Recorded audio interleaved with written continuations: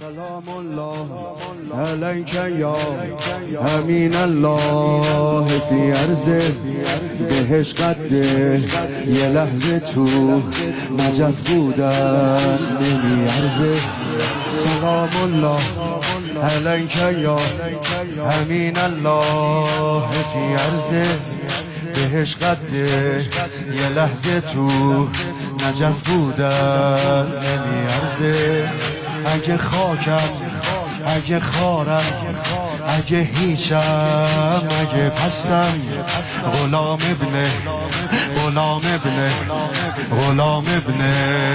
علی هستم